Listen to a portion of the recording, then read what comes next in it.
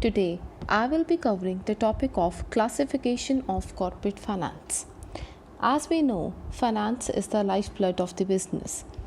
Today, we will study the meaning of finance in corporate sense. Finance is defined as the management of the money and includes activities such as investing, borrowing, lending, budgeting, saving, and forecasting. We need to study these activities in detail because all these make part of the financing function. Now, finance is not just limited to arranging money for the business. It also includes where to invest that money, from where to borrow that money, and if you have excess, then where to lend it to have a rate of interest, and making a budget regarding to it, and also having a wise saving and forecasting the demand of the finance for the future activities. Basically, finance can be divided into three parts, that is personal, corporate, third one is public or government.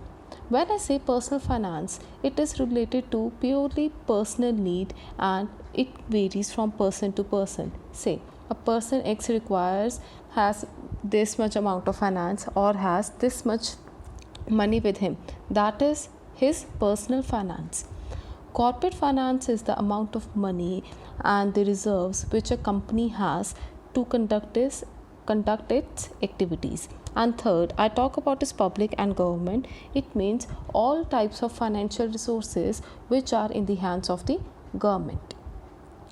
Financing is the process of providing funds for business activities, making purchases or investing. Financial institutions such as banks are in business of providing capital to businesses, consumer and investor to help them achieve their goals. Now we will be studying the major classification of finance. It can be according to three types: according to period, according to ownership, and according to source of finance. We will be discussing this classification in detail. First one is according to period. When I say period, it is time period. Time period के according finance तीन तरह में divided है. First one is short term, second one is medium term, third one is long term. When I say short term finance, short term मतलब less than 1 year. Short term finance are required primarily to meet working capital requirement. Working capital company का कौन सा होता है? To conduct the day-to-day activities of the business, to run the business smoothly. The focus is on maintaining liquidity. Liquidity is availability of finance at your need, at reasonable cost. Example of the short-term sources of finance are bank credit. आप bank के पास जाते हो, अगर आपके पास पैसे नहीं हैं, आपका अगर करंट अकाउंट है, वो आपको क्या दे देते हैं? आपको सीसी लिमिट दे देते हैं कि आप अपने पैसे ज़्यादा विड्रॉ कर लो. कस्टमर से एडवांस आ जाता है, that is also your source of finance. Trade credit, आप जब क्या करते हो, अपनी sales and purchase credit term पे कर लेते हो. फैक्टरिंग कौन सी सर्विसेज होती हैं? जब आप किसी थर्ड पार्टी पास जाके अपने बिल रिसीवेबल को डिस्काउंट करवा लेते हो. इट्स लाइक आप अपना बिल डिस्काउंट कराते हो, बट यहाँ पे आप अपने रिसीवेबल डिस्काउंट करवा के मनी आपको उसी टाइम आपके पास आ जाती है, increasing the liquidity, commercial paper etcetera. Second we talk about is medium term finance, medium term resource. अब हम मीडियम की जब बात करेंगे, short term was less than 1 year.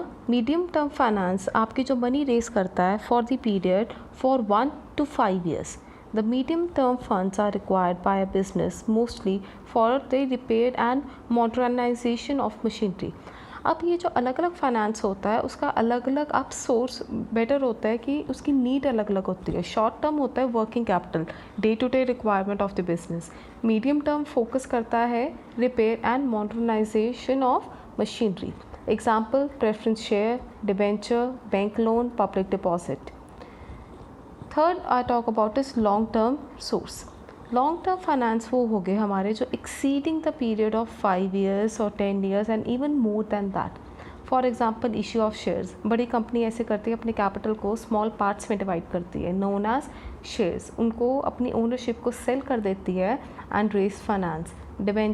Debenture is a is a loan which company raises, flowing back of profits, अपने profits को अपने पास रखती है, अपने डिविडेंड्स को नहीं देती, loan from financial institution etcetera. So these three were the classification according to the period. Next we move on to the classification according to ownership. Ownership के according finance दो पार्ट में divided है. First one is owned capital, second one is borrowed capital. owned capital कौन सी होगी? जो आपकी company की खुद की कैपिटल है. These include share capital. I repeat, shares क्या होते हैं? It is the capital of the company divided in small equal parts, ठीक है, और वो कंपनी सेल करके इक्वल पार्ट्स में जो डिवाइड होते हैं known as share capital. Retained earning, company के जो आपने पैसे एक्यूमुलेट करके रखे होते हैं वो बन जाती है आपकी retained earning. Third one is profit and surplus, जो कंपनी जब बिज़नेस कंडक्ट करती है जो उसको प्रॉफिट मिलता है वो आपका क्या बन जाता है? ओन्ड कैपिटल का पार्ट बन जाता है. Borrowed capital as the word से जो खुद का पैसा नहीं होता, जो बाहर से आया होता है, हम उसको क्या कहते हैं? Borrowed capital. It can be of various types. Example debentures. Debenture is a loan which company raises. Debenture क्या होता है? काइंड ऑफ सर्टिफिकेट लगा लो कि कंपनी ने स्पेसिफाई कर दिया that I have borrowed this much amount of money from you and I will repay you this after this period of time and holding this much rate of interest. तो सामने company को immediately वो पैसा मिल जाता है and उसको उसके लिए बाद में क्या करना होता है? It has to redeem the principal amount as well as it has to give a fixed rate of interest on debenture. Bonds हो जाते हैं, उसके बाद आ जाएंगे फिर पब्लिक डिपॉजिट. पब्लिक डिपॉजिट वही आ जाती है जो सिर्फ पब्लिक कंपनीज इशू कर सकती हैं, पब्लिक से पैसा मंगवा सकती हैं, ये प्राइवेट कंपनीज नहीं कर सकती. उसके बाद आ जाता है loan from banks and financial institution. अब यहाँ पे अलग अलग हमारे बैंक्स हैं एट स्टेट लेवल, एट आप लगा लो नेशनल लेवल, जो आप बिज़नेस को, स्मॉल बिज़नेस हो गया, लार्ज बिज़नेस हो गया, एंटरप्रेन्योर्स को पैसे प्रोवाइड करते हैं. एंड उसके बाद आ जाता है लीज़ फाइनेंसिंग. जब आप किसी चीज़ को आप लीज़ फाइनेंसिंग यहाँ पे कैसे हो जाती है? बोरोड कैपिटल में अगर आप अपने कोई एसेट बेच के उसको वापस लीज़ पे ले लो, when you sell the asset आपके पास उसी दिन आपके पास पैसे आ जाते हैं. So that becomes a borrowed capital और you can directly use an asset of, ठीक है, at lease.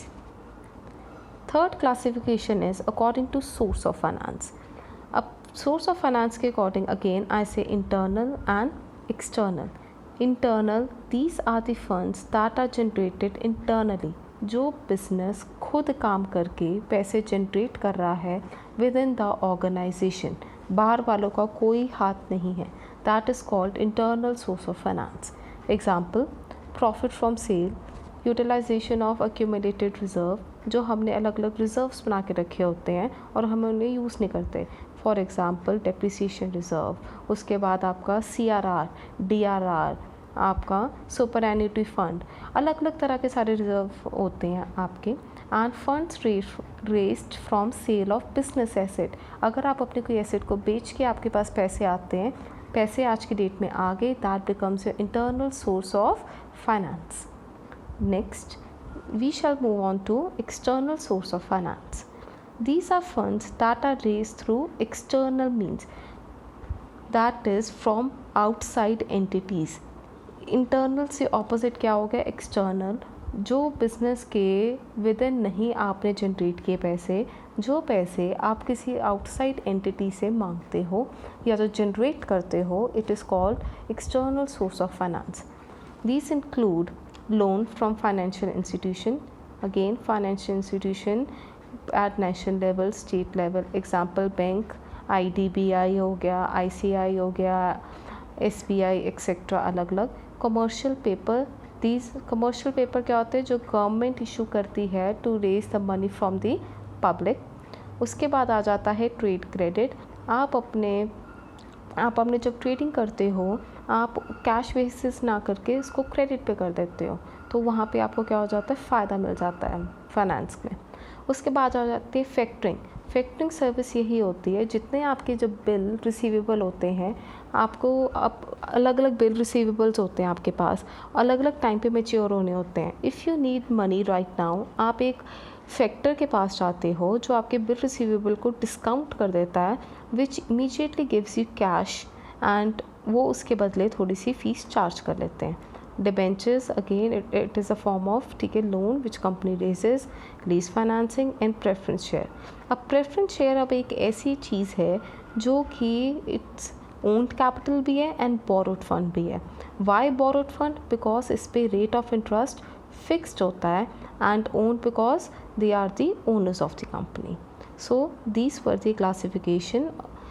First one was according to period, second one according to ownership, and third one was according to source of finance. Thank you.